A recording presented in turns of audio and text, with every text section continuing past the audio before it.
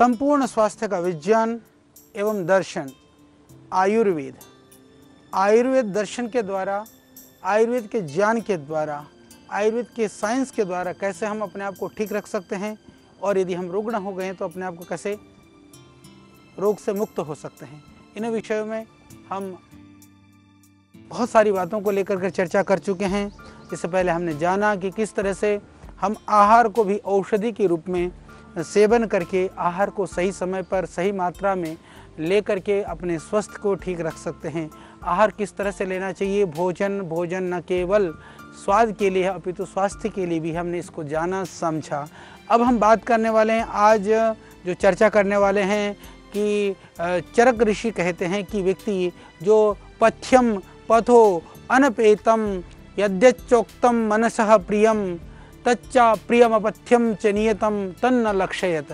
यानी कि भोजन का यदि बहुत ज़्यादा ध्यान रख करके यदि आदमी कोई भोजन करता है, नियमों का पालन करता है, तो यह ध्यान भी रखना है कि जो खा रहा है आदमी वह भोजन हितकारी तो है।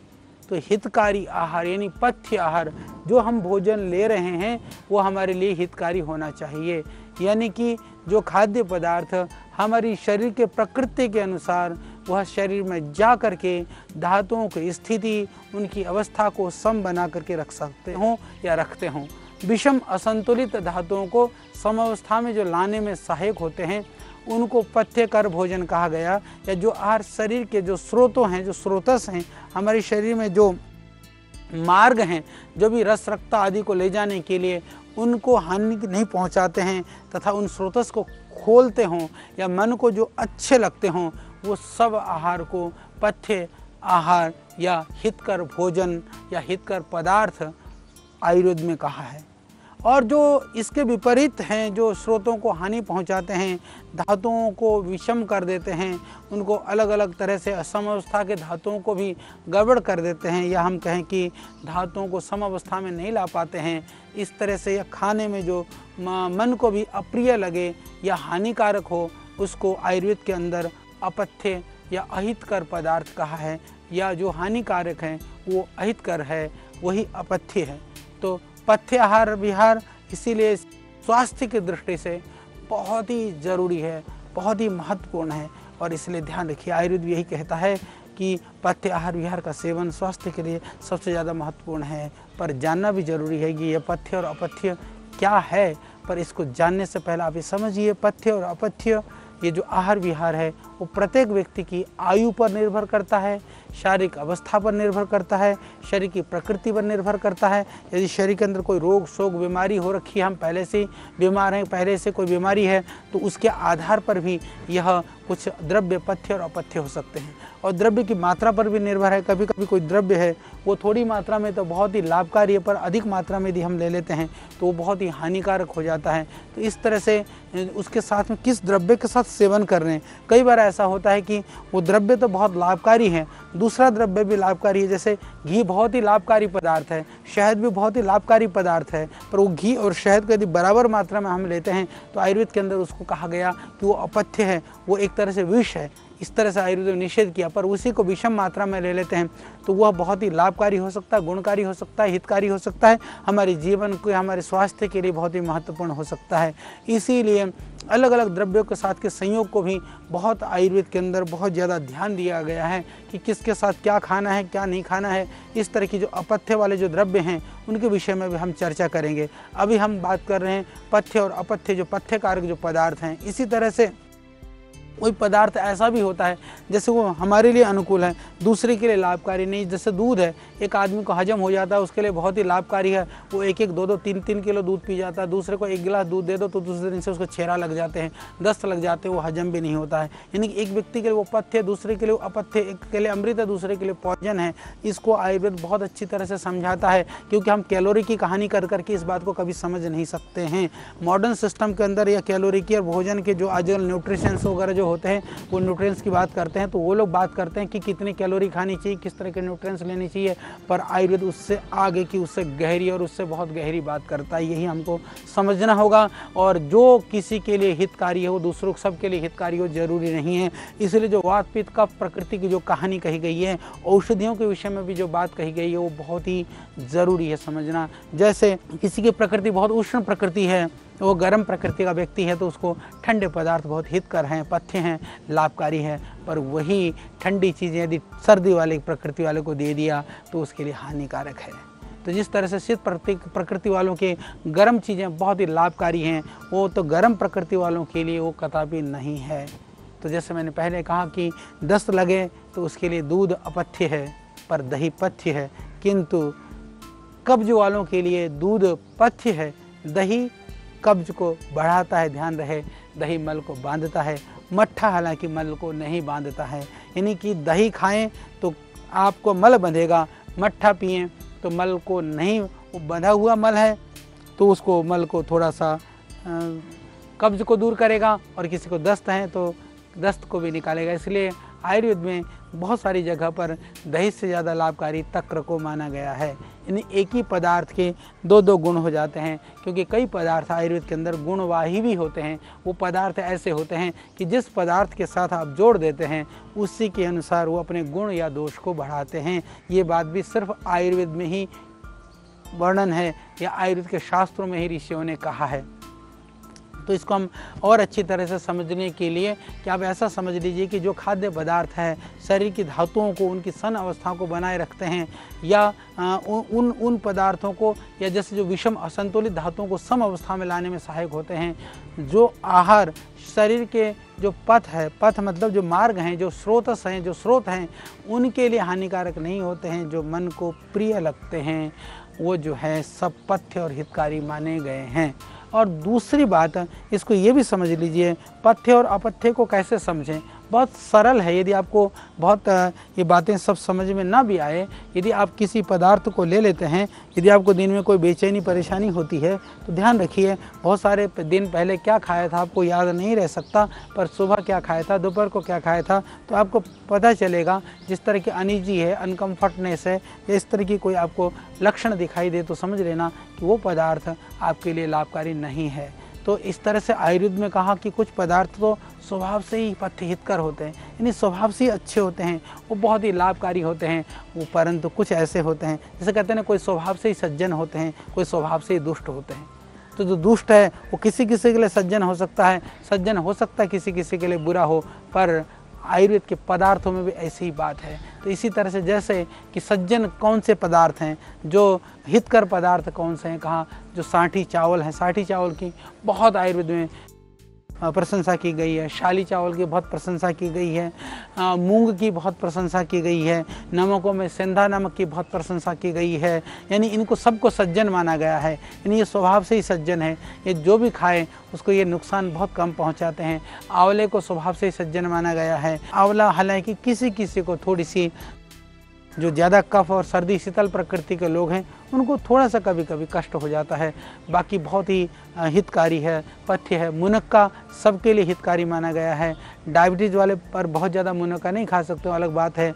जौ सबके लिए बहुत ही हितकारी माना गया है।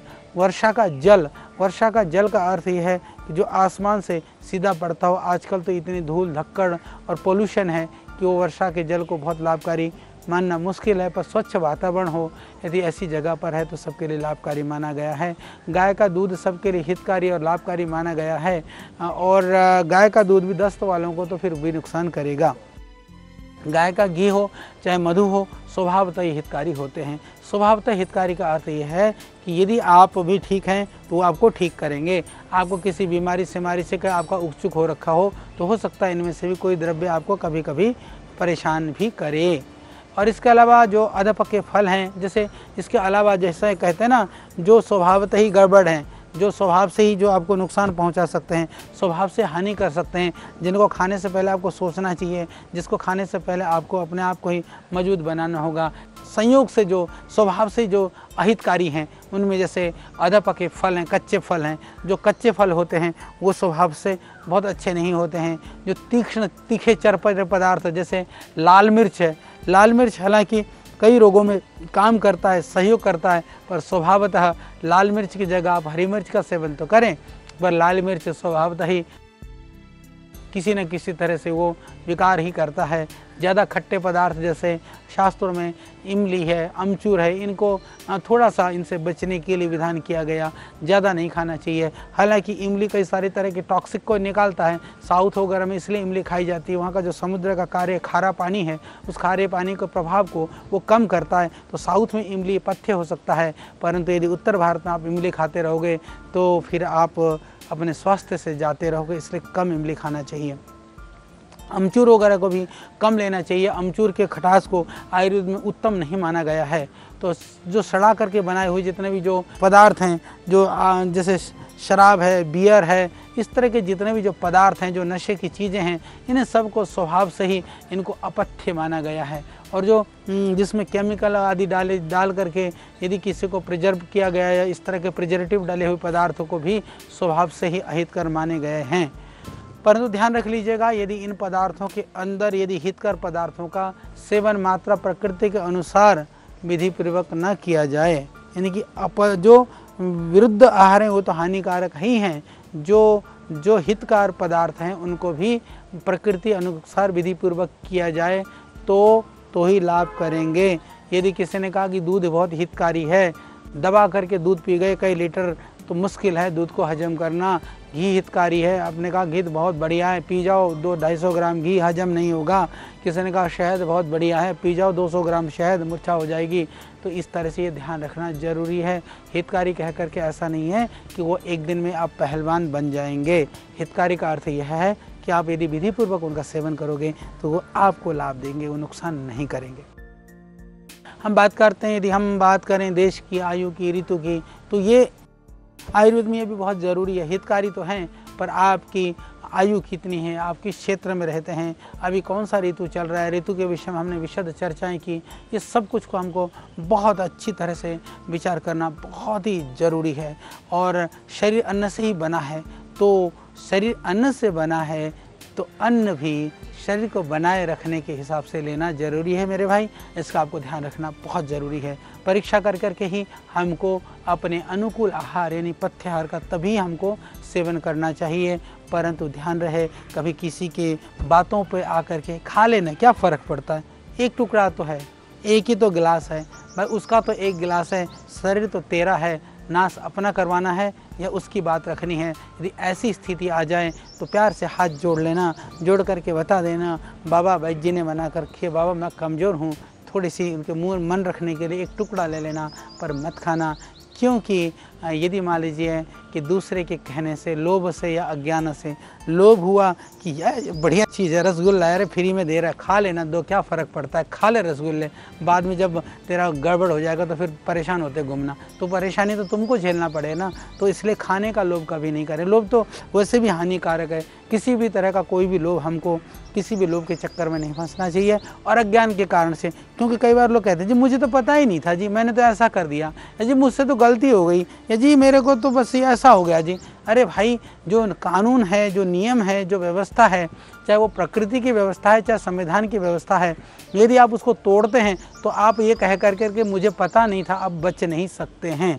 इसीलिए ज्ञान से करो चाहे अज्ञान से करो, इसलिए तो हम आपके ज्ञान को बढ़ा रहे हैं कि आप ये ना कहें कि जी हमको पता नहीं था इसलिए हमने कर लिया। तो अब आपको ज़रूर हम इतनी बात पूरी प्रामाणिकता से कह सकते हैं कि यदि आपने हमारे इन कार्यक्रमों को देखा है तो अब आपको आयुर्वेद के ज्ञान से, आयुर्वेद के सिद्धांत से आप पूरी तरह से सक्षम होंगे। अब आपको आहार विहार या इन सब द्रव्यों के गुण, पथ्य अपथ्य या विधि निषेध के विषय में आपको कोई भी किसी तरह से आपका अज्ञान नहीं रहेगा। क्योंकि यदि आप अज्ञानता के कारण से भी यदि अपथ्य आहार सेवन करोगे तो भी नुकसान होगा। यानी अज्ञान से भी कहा कि अपथ्य आहार का कभी सेवन नहीं करना। अच्छा ये बताओ, अज्ञान से कौन अपथ्य आहार का सेवन से बच पाया है? अज्ञान है, इसीलिए अपथ्य का आहार। बहुत सारे लोग अज्ञानी पथ्य आहार तो तुक्के में ले सकते हैं, परंतु जो अपने आप को ज्ञानी समझते हैं वो अपथ्य आहार का सेवन कर सकते हैं। मैं तो कहता हूँ, ऋषि कहते हैं कि अज्ञान से भी अपथ्य का आहार सेवन नहीं करना चाहिए। मैं कहता हूँ अपथ्य व अज्ञानी को तो ज्ञानी बनाया जा सकता है, जो ज्ञानी होकर के भी अपथ्य आहार का सेवन करते हैं उनके लिए क्या करें। तो उनके लिए कहा कि भाई तू ज्ञानी होकर के भी खाएगा तो रोग तुझे नहीं छोड़ेंगे, रोगों का शिकार तो तुझे भी बनना ही पड़ेगा। इसीलिए जो भी हम आहार लेते हैं वो हमारे शरीर के सप्त धातुओं के रूप में हिस्सा बन करके आजीवन हमारे साथ रहता है। इन्हीं खाया तो एक कुछ क्षण में, खाने में कितना समय लगता है, खाने में लगेगा 5 मिनट, 10 मिनट, आधा घंटा, 1 घंटा समझ लो, पर वो जीवन भर तुम्हारा साथ रहेगा। साथ रहेगा मित्र के रूप में या शत्रु के रूप में, गुण के रूप में या वह पथ्य के रूप में या अपथ्य के रूप में, उसका जो सूक्ष्म अंश है, सूक्ष्म प्रभाव है वो बना रहता है। इसीलिए आयुर्वेद में कहा जो वर्जनीय कर्म है, जो त्याज्य कर्म है, उनको एक बार भी गलती से भी हमको नहीं करना है। इसी तरह से जो अभक्ष्य पदार्थ है, जो त्याज्य आहार है, एक बार भी गलत नहीं खाना है, क्योंकि यही हमारे लिए शुभ है। यानी गलत कर्मों से बचना, गलत आहार से बचना, यही शुभ है, यही जीवन को कल्याण करने वाला है, यही जीवन को शांति और आनंद देने वाला है। इस तरह से हम जो भी विचार करते हैं ना, हमारे विचार भी हमारे मस्तिष्क में जो हाइपोथैलेमस जो सिस्टम है ना, हमारा हाइपोथैलेमस सिस्टम में जा कर के वो पूरा का पूरा चित्त के अंदर संस्कार के रूप में संचित रहता है। इसलिए ध्यान रख लेना, वो केमिकल के रूप में, मॉडर्न सिस्टम तो कहता है वो केमिकल के रूप में रूपांतरित हो जाता है, और हम ये कहते हैं कि वो केमिकल रूपांतरित होकर के वो कहते हैं कि वो हमारे शरीर का हिस्सा बन जाता है। हम उसी बात को कहते हैं, मस्तिष्क में जाकर के विचार संस्कार के रूप में स्थित रहता है और वो आजीवन हमारे पास रहता है। बात यह है, वो केमिकल बने चाहे संस्कार बने, जो हमने किया है वो हमारे दिमाग में जाकर के स्थायी संस्कार बनेगा। इसमें कोई भी भेद या कोई भी इसमें विरोध नहीं है। तो इसलिए समझ लीजिए कि जो आहार भी एक बार यदि हमने खा लिया, कुछ भी खा लिया, आप सोचे क्या फ़र्क पड़ता है, एक दिन पी ली ना बोतल, लगा लिया ना शराब, पी लो, पी ले मेरे भाई, एक दिन पिएगा, ऐसा नहीं कि उससे तो अमर हो जाएगा, पर तेरा बिगाड़ तो उस दिन से शुरू हो जाएगा। कोई भी आदमी है जो तंबाकू खाने वाला है, शराब पीने वाला है, तो समझ लीजिए कि आप एक बार भी यदि आपने प्रयोग कर लिया है, एक बार का प्रयोग ही बाद में जाकर के आदत बनती है, जो आदत में आ जाए वो संस्कार बनता है।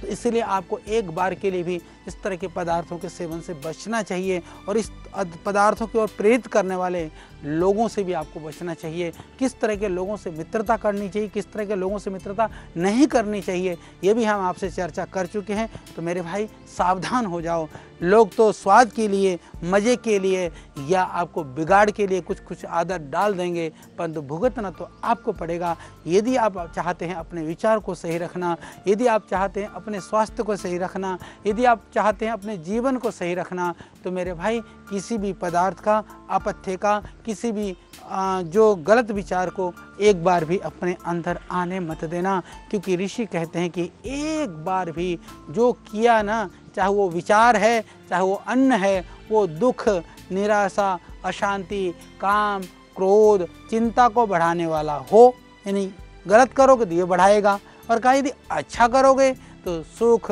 शांति, संतुष्टि, तृप्ति, खुशी ये हमको देने वाला है। तो ये आपको तय करना है कि आप क्या चाहते हो।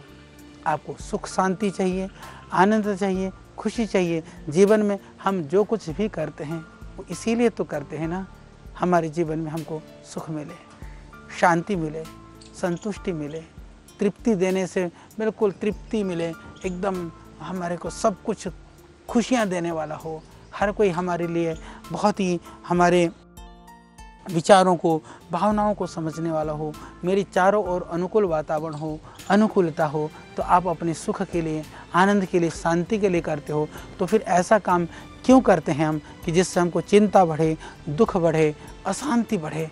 तो समस्या क्या है, दुनिया में हम चाहते तो सुख को हैं, चाहते तो शांति को हैं, चाहते तो आनंद को हैं, पर काम हम करते हैं दुख देने वाले, अशांति देने वाले। हमको पता भी होता है, फिर भी हमारा मन जो है ना बहुत लालची है। लोभ और लालच से करोगे तो फंसोगे। तो कहा कि लालच के चक्कर में हम गलत कार्यों में फंस जाते हैं, लालच के चक्कर में हम गलत चीज़ों को खा लेते हैं, तो उनसे हम बचिए।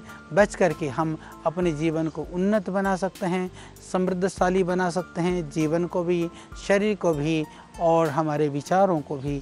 तो विचार हो, मन हो, शरीर हो, हम तीनों की चिकित्सा की बात करते हैं आयुर्वेद के द्वारा। और आयुर्वेद कहता है कि हमारा जो इस तरह का जो विचार है, हमारा इस तरह का जो आहार है, वो क्या करेगा, हमारा पूरा डीएनए से लेकर के हमारे पूरे सिस्टम को, पूरे स्ट्रक्चर को, पूरे कैरेक्टर को ये पूरा गहरा प्रभाव डालेगा। यानी कि हम कहते हैं ना, सेल से लेकर के, डीएनए से लेकर के पूरे सिस्टम के अंदर ये जो हमारा खाया पिया है वो प्रभाव डालता है। इसीलिए ध्यान रहे, कोई ऐसी चीज़ मत खाना, कुछ ऐसा मत सोचना, क्योंकि एक दिन में घड़ा नहीं भरता है, बूंद बूंद करके ही घड़ा भरता है। तो बूंद बूंद करके घड़ा भी रिस जाता है। तो एक दिन की 2 बूंद के निकले हुए को देख करके कभी ये मत सोचना कि घड़े में से कुछ नहीं निकला, और 2 बूंद डला तो ये कभी मत सोचना कि अभी कुछ नहीं डला। डलता भी ऐसे ही है, निकलता भी ऐसे ही है। तो इसीलिए एक कहावत है, प्राचीन काल की एक कहावत है कि कहा कि जो यदि कुबेर का भी खजाना हो, यदि जितना डलता है उससे ज़्यादा निकल जाएगा तो एक दिन खाली हो जाएगा। यदि गरीब का भी लोटा हो, यदि जितना निकलता है उससे ज़्यादा डलेगा तो एक दिन ज़रूर भरेगा। तो इसको हमको समझना होगा। एक बार भी हमको गलत आहार विहार, गलत विचार होने ही नहीं देना है, किसी भी तरह से नहीं होने देना है। तो इसीलिए जो जीवन के अंदर यदि हम गलत आहार विहार विचार के शिकार ना हों तो निश्चित रूप से जीवन में सुखी स्वस्थ रह सकते हैं। यानी कि आप इसको समझिए कि जीवन में जो भी दुख है या तो गलत विचारों से है या तो गलत आहारों से है। यदि जीवन में सुख चाहते हैं तो शुभ विचार, शुभ आहार ही हमारे लिए सुख का कारण है। और बड़ी बात जो मैं बताना चाहता हूँ कि यदि पहले के गलत आहार से, गलत विचार से आज दुख मिल रहा है तो आज से शुभ करना शुरू कर दो। पीछे का कभी तो ख़त्म होगा, कभी तो कटेगा, पर आगे दुख के रूप में आपको कुछ नहीं मिलेगा। ये हमारा वादा है, ये निश्चित रूप से आप जानिए। तो इन बातों को आप जीवन में अमल लाइए। आयुर्वेद नाम सिर्फ औषधि का नाम नहीं है, आयुर्वेद नाम सिर्फ गोली बटी चूर्ण का नहीं है, पुड़िया का नहीं है। ये आयुर्वेद नाम संपूर्ण जीवन का है, आपके आचार व्यवहार और जीवन का है। इसको आप समझिए। तो हम समझा रहे हैं आपको आयुर्वेद के माध्यम से इसी जीवन दर्शन को, इसी विचार को, इसी संकल्प को। आप भी इस संकल्प से संकल्पित होइए तो हमें लगेगा कि हमारा पुरुषार्थ, हमारा प्रयास सार्थक हुआ। तो आप स्वस्थ रहिए, आहार का ध्यान रखिए। फिर इसके बाद हम चर्चा करेंगे विरुद्ध आहार के विषय में। ये तो हमने हितकारी आहार और किस तरह के आहार का सेवन कैसे करना चाहिए, इन विषयों में हमने चर्चा की। तो अब हम बात करेंगे कि किस तरह से पथ्य और हितकारी आहार से स्वास्थ्य की रक्षा होती है, तो किस तरह से आहार खाने से हम बीमार हो जाएंगे।